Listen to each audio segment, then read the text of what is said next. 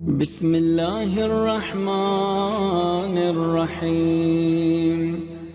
اذان واجب الاحترام مسلسل گفتگو ہو رہی ہے کہ خالق کائنات ارشاد فرما رہا ہے، لوگوں جب بھی مجھ سے کچھ مانگنا ہو، جب بھی مجھ سے کچھ فقیری کرنی ہو تو دیکھو ہاں مجھ سے مانگنے ضرور آنا، لیکن کبھی علی کو وسیلہ بنانا، کبھی نبی کو وسیلہ بنانا تو کبھی پنجتن پاک کو وسیلہ بنانا۔ اور مسلسل گفتگو یہی ہو رہی ہے، قرآن سے ثابت کر رہے ہیں، عقل سے، روایت سے، حدیث سے کہ اللہ کا حکم ہے، نبی نے سکھایا کہ یہ عبادت ہے کہ اللہ کے بنائے ہوئے وسیلوں کے ذریعے سے اللہ تک پہنچنا ہے۔ اور مسلسل یہ بھی گفتگو ہو رہی ہے کہ جب ہم اہل بیت کو وسیلہ بناتے ہیں، جب ہم اہل بیت سے توسل کرتے ہیں تو یقین کامل سے مانگیں، یقین سے ذرا مانگ کر تو دیکھیں اور حیران ہو جائیں گے۔ عطا ایسے ہوگی من حیث لا نحتسب، ایسے عطا ہوگی کہ ہم تصور بھی نہیں کر سکتے، ہم سوچ بھی نہیں کر سکتے، ہم گمان بھی نہیں کر سکتے کہ یہ عطا کیسے ہوئی۔ لیکن یقین کی کمی آپ مسلسل سن رہے ہیں کہ ہمارے اندر یقین کی کمی ہے۔ ذرا یقین سے مانگ کر تو دیکھیں، یہ ہو نہیں سکتا کہ کوئی کریم ابن کریم سے مانگے اور وہ عطا نہ کریں، کوئی میرے مولا سخی ابن سخی سے مانگے اور مولا عطا نہ کریں، یہ ہو نہیں سکتا۔ مولا بہت سخی ہیں، مولا کے در سے کبھی آپ نے نہیں دیکھا کہ کوئی سوالی خالی ہاتھ گیا ہو، بلکہ مولا کی عطا یہ ہے۔ مولا خود فرماتے ہیں کہ عطا بھی اسے کہتے ہیں، مولا کہتے ہیں کسی کے مانگنے سے پہلے میں عطا کر دیتا ہوں، کسی کے کہنے سے پہلے میں دے دیتا ہوں، عطا ایسے ہی کہتے ہیں۔ عطا یہی ہوتی ہے کہ ابھی کسی نے آگے مانگا نہیں، ابھی کسی نے آگے کہا نہیں مجھے دو، اس کے پوچھنے سے پہلے، اس کے کہنے سے پہلے عطا کر دیا، اس کے مانگنے سے پہلے عطا کر دیا۔ اور مولا سوالوں کے جواب میں بھی ایسے ہی تھے، لوگ آگے سوال پوچھتے تھے، کہتے تھے یا علی ہم سوال پوچھیں گے پھر آپ جواب دیں گے، اگر جواب صحیح ہوگا تو ہم مسلمان ہو جائیں گے۔ تو مولا علی کہتے تھے سوال خود پوچھو گے یا علی بتائیں تیرے سوال کیا ہے؟ سوال خود پوچھو گے یا علی بتا دے کہ تیرے سوال کیا ہیں؟ تو میرے مولا علی کے در پہ کوئی جاہل آیا علم لینے تو اسے علم مل گیا، کوئی فقیر آیا پیسے لینے تو اسے پیسہ مل گیا۔ کئی نسخے ہیں، ایک نسخے کی طرف صرف اشارہ کروں، بڑا سپر پاور نسخہ ہے۔ مولا حسین علیہ السلام فرماتے ہیں کہ ایک شخص میرے بابا کے پاس آیا اور کہا کہ آقا علی، مولا علی، میری جان آپ پہ قربان علی، مجھے کوئی نسخہ دیجئے، کوئی دعا دیجئے، کوئی دوا دیجئے، مالی مشکلات میں ہوں۔ اور یہ وہ پاورفل نسخہ ہے، یہ وہ سپر پاور نسخہ ہے، اگرچہ تھوڑا مشکل نسخہ ہے، 1 سال کا نسخہ ہے، 1 سال کا نسخہ ہے۔ اور یہ وہ نسخہ ہے کہ مشہد کا واقعہ آپ کو سناؤں۔ ایک طالب علم تھا، بہت غریب تھا بیچارہ، تازہ اس کی شادی ہوئی تھی، کرائے کے گھر کا اس کے پاس پیسہ نہیں تھا، اتنا پیسہ نہیں تھا کہ ایک گھر کرائے کا لے سکے، بہت بری مالی مشکلات میں تھا، شادی بھی ہو چکی تھی، بڑا پریشان تھا، روز حرم جا کے دعا کرتا تھا۔ ایک مرتبہ ایک عالم دین کی تقریر میں آ گیا، عالم دین نے تقریر میں کہا اگر کوئی اس نسخے پہ 1 سال تک عمل کرے اس کی مالی مشکل ختم ہو جائے گی، کبھی وہ کسی کا محتاج نہیں ہوگا، کبھی وہ ضرورت مند نہیں ہوگا۔ اب مجلس کے بعد، جشن کے بعد اس نے اپنی بیگم کو کہا ہماری تازہ شادی ہوئی ہے، ہمارے پاس کوئی پیسہ نہیں، نہ پیسے والا باپ ہے، نہ پیسے والا کوئی رشتہ دار ہے، نہ کوئی بزنس ہے، نہ کوئی دکان ہے جہاں سے پیسہ آئے، بڑی مشکل سے زندگی گزر رہی ہے، ہمارے پاس تو گھر کا کرایہ دینے کا بھی پیسہ نہیں، تو کیوں نہ ہم اس نسخے پہ عمل کر لیں؟ تقریباً 1 سے 1.5 گھنٹہ ڈیلی اس میں ٹائم لگے گا اور 1 سال کا نسخہ ہے۔ یہ طالب علم کہتا ہے کہ میں نے اس نسخے پہ شروع کیا، میں بھی پڑھتا تھا، میری بیوی پڑھتی تھی۔ دیکھیے کتنی اچھی بات ہے کہ میاں بیوی جب ساتھ بیٹھیں تو اس طرح کے اچھے اچھے کام کریں، دعا پڑھیں، قرآن پڑھیں۔ ایسا نہ ہو کہ جب میاں بیوی ساتھ بیٹھیں بیوی فلاں فلاں عورتوں کی غیبت کرے اور میاں فلاں فلاں آدمیوں کی غیبت کرے کہ آج امام بارگاہ میں پتہ ہے فلاں کی بیٹی نے یہ کیا تھا، میاں کہ ہاں میں نے بھی دیکھا تھا فلاں کے بیٹے نے یہ کیا تھا۔ کتنی بری بات ہے کہ میاں بیوی جب آپس میں بیٹھیں یا غیبتیں کریں یا تہمتیں لگائیں یا فتنے کرنے کی پلاننگ کریں، کتنی بری بات ہے۔ اور کتنی اچھی بات ہے کہ میاں بیوی آپس میں بیٹھ کے ذکر خدا کریں، دعا پڑھیں، اللہ سے کنیکٹ ہوں۔ یہی تو بتایا گیا کہ حضرت عیسیٰ نے جب کسی نے پوچھا اے حضرت عیسیٰ کس کے ساتھ ہم بیٹھیں، شادی بھی یہی ہے نا کہ جب کسی سے شادی کرتے ہو اس کے ساتھ زیادہ سے زیادہ ٹائم گزرتا ہے، یہ شادی میں بھی بہت فٹ آتا ہے، کس کے ساتھ ہم بیٹھیں؟ تو کہا اس کے ساتھ بیٹھو کہ جب اس کے ساتھ بیٹھتے ہو تو تمہیں اللہ یاد دلاتا ہے، تمہیں قبر و قیامت یاد دلاتا ہے۔ البتہ مزاحن کہوں، بیگم کے ساتھ بیٹھنے میں قبر تو یاد آتی ہے، قیامت بھی یاد آتی ہے، ڈیپینڈ کرتا ہے کہ کیسی بیگم ملی ہے۔ اللہ انشاءاللہ جن کی شادی نہیں ہوئی انہیں بہترین بیگمات نصیب فرمائے، اور جن کی شادی ہو چکی ہیں ان کی بیگمات اگر انہیں ہر روز قیامت یاد دلاتی ہیں، مہینے میں ایک مرتبہ قیامت یاد دلائیں، اس سے زیادہ قیامت یاد نہ دلائیں۔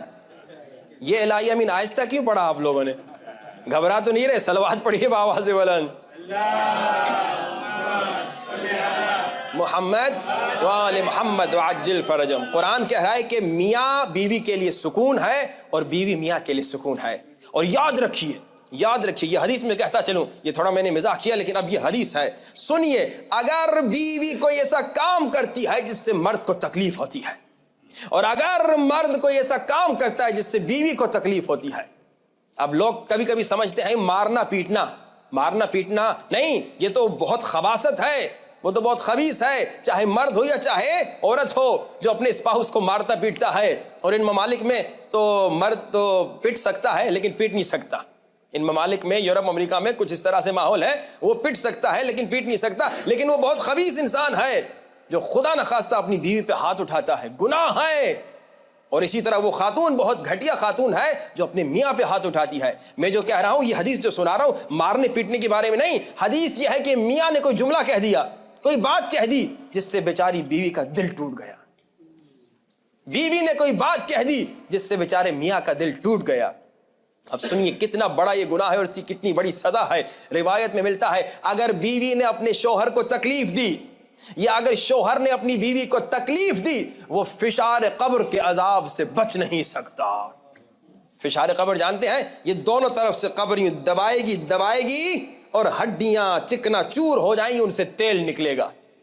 یہاں پہ ایک چھوٹی سی ہڈی خدا نخواستہ ٹوٹ جائے، دیکھیے کتنے دن تڑپتے ہیں۔ تو وہ شخص جو خدا نخواستہ ایسی بات کر جاتا ہے جو بیوی کو تکلیف ہوتی ہے، یا وہ بیوی جو ایسی بات کر جاتی ہے جو شوہر کو تکلیف ہوتی ہے، وہ سوچ لے دنیا میں کتنے سال رہنا ہے، 60 70 سال 80 90 100 سال سے زیادہ نہیں رہنا، لیکن قبر کا جو عذاب ہے وہ برداشت کرنا پڑے گا اگر میاں کو تکلیف دی یا اگر بیوی کو تکلیف دی۔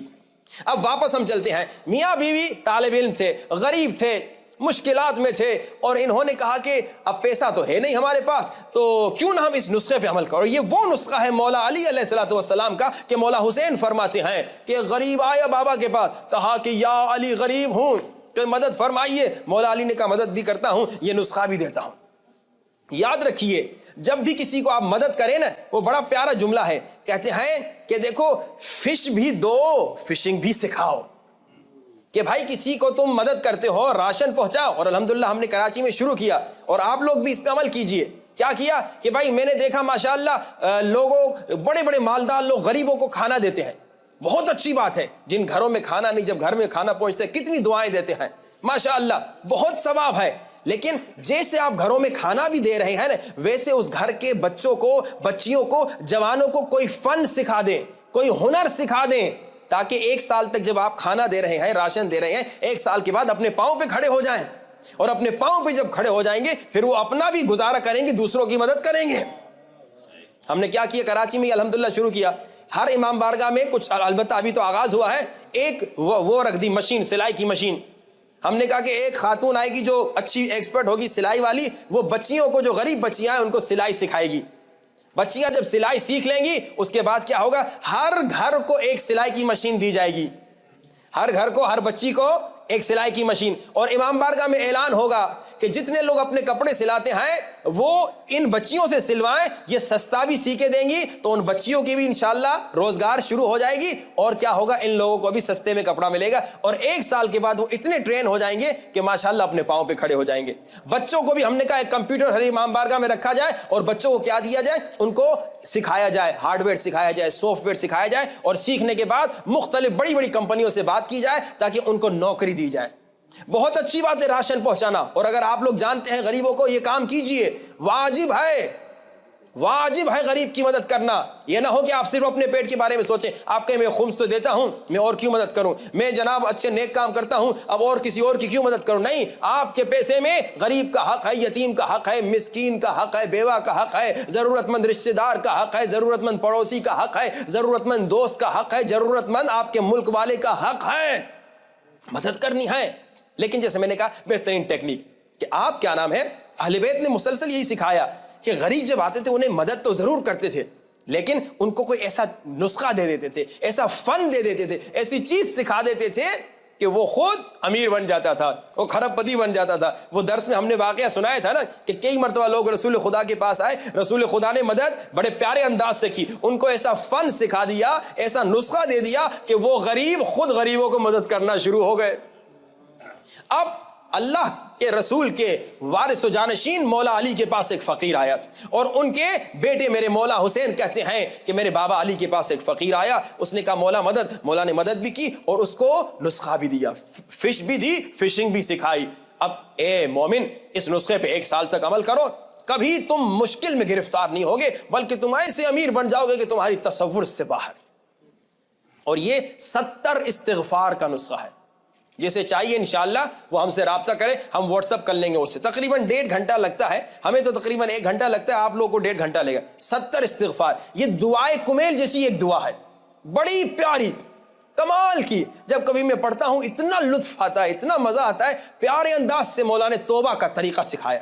مولا نے کہا 1 سال تک, یا رات کو سونے سے پہلے, یا بعض روایت میں صبح کو نماز فجر کے بعد, یہ کیا نام ہے, اس 70 استغفار کر. یہ دعا ہے جس کا نام ہے 70 استغفار, جیسے دعائے کمیل ہے, جیسے دیگر دعائیں. یہ اس پہ عمل کرو تو تم مالدار بن جاؤ گے. مولا حسین فرماتے 1 سال کے بعد وہی شخص میرے بابا کے پاس آیا, اور پچھلے سال آیا تھا, کیا کہہ رہا تھا, مولا کچھ نہیں, مولا مدد کیجئے. اب آگے کہتے ہیں مولا اتنا پیسہ ہو گیا ہے, مجھے معلوم نہیں ہے رکھوں تو کہاں رکھوں, اتنی بکریاں ہو گئی ہیں, اتنی گائے بھینس ہو گئی ہیں, پریشان ہوں, یہ کوئی چوری نہ کر لے. اس زمانے میں تو بینک وینک تو ہوتے نہیں تھے کہ لوگ اس میں پیسے سونے جواہرات رکھیں. اتنا مالدار ہو گیا 1 سال میں. اور اس طالب علم نے, مشہد کے طالب علم نے, کہتا ہے کہ جب میں نے جشن میں مجلس میں سنا, ایک عالم دین نے کہا کہ یہ مولا کا نسخہ ہے, اس پہ عمل کرو. کہا میں نے اپنی بیوی کو کہا ہم تو ہیں غریب, کوئی سپورٹ نہیں, اللہ کے علاوہ, اہل بیت کے علاوہ, کیوں نہ ہم بھی اس نسخے پہ عمل کریں. ہے تو 1 سال کا نسخہ, لیکن اس طالب علم نے 4 مہینے یا 3 مہینے اس پہ عمل کیا, 3 یا 4 مہینے عمل کیا. پھر جشن میں کسی دن, کیونکہ وہ جشنوں میں جاتا تھا, میں نے کیا کہا تھا, مجلس میں برکت بہت ملتی ہے. کل کی مجلس میں بھی کہا تھا, پرسوں کی مجلس میں بھی, کہ مجلس سے بڑی برکت ملتی ہے. پرسوں سے میں مسلسل کہہ رہا ہوں کہ مجلسوں میں آیا کرو, بڑی برکت ہے, اس میں آپ کو پیغام ملتا ہے, اہل بیت کا میسج ملتا ہے. اب یہ اپنی بیوی کے ساتھ ہر جشن میں جاتا تھا اور ہر شہادت کی مجلس میں جاتا تھا. ایک دن بڑا جشن تھا, اس میں چلا گیا, اور جشن کے درمیان اچانک سے ایک مومن کھڑا ہو گیا. مولوی صاحب جشن پڑھ رہے تھے, ایک مومن کھڑا ہو گیا, کہا مولانا صاحب ہاتھ میں چابی تھی, مولانا صاحب یہ گھر کی چابی ہے, مولانا صاحب میں نے منت مانی تھی اگر فلاں بزنس میں مجھے ترقی ہوگی تو میں کسی غریب کو ایک گھر دوں گا. مولانا صاحب میں کسی غریب کو جانتا نہیں ہوں, یہ چابی آپ کو دیتا ہوں, آپ جسے دینا چاہیں دیں. اب مولانا صاحب نے پورے مجمع میں اسی بیچارے طالب علم کو دیکھا, کہا بیٹا تمہارے پاس گھر ہے؟ کہا نہیں مولانا گھر نہیں ہے. کہا بیٹا ادھر آؤ, مولا کی برکت سے یہ گھر تیرا. 3 سے 4 مہینے سے زیادہ اس نے اس نسخے پہ عمل نہیں کیا, حالانکہ 1 سال کا نسخہ ہے. اس شخص نے 1 سال عمل کیا, اتنا مالدار بن گیا کہ اب وہ پریشان, پیسے جمع کرنے کے لیے اس کو کوئی بات, راستہ نظر نہیں آ رہا کہ پیسے کہاں جمع کروں, پیسے کہاں رکھوں. اور اس طالب علم نے 3 سے 4 مہینے سے عمل کیا, ختم استغفار, اور ایسے عطا ہوئی.